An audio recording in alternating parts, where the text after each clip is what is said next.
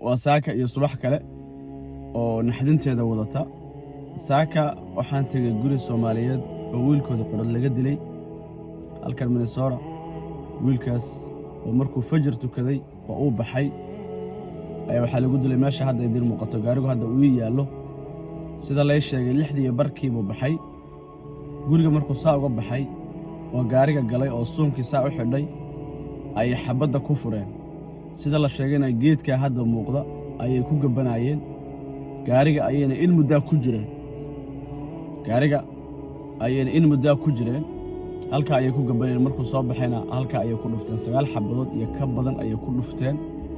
meedkiisa ayaa meesha laga qaaday waa 2 week ama 2 jimco isku xiga oo Minnesota lagu dilay 2 wiil oo dhalinyaro ah oo midba la dilay yani jimcada mid markii jimcada la dilay kalena waxa la dilay jimcada ka soo horeysay bil gudaheed 2 bilood miya waxa la sheegay inuu yahay wiilkii saddexaad oo la dilay sadarkiisan meeshaas shir la isku yimaaday oo aabayaal Soomaaliyeed ilmahooda la dilay isku yimaadeen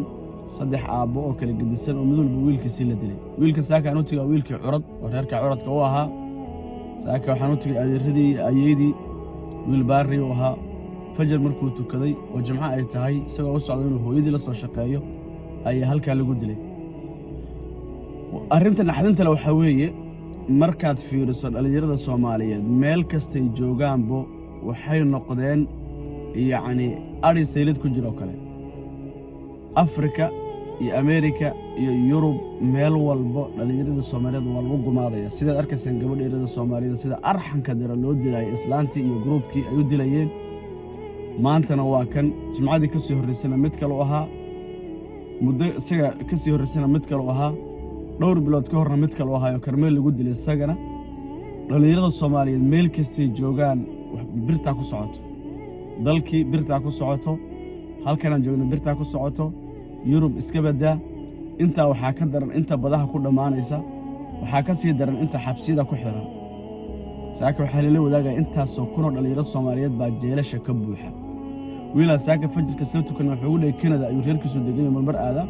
wuxuu u leeyahay dhalinyaro 100 iyo intaas oo ka badan ana xabsi ugu tagay oo wiilal yar buu yiri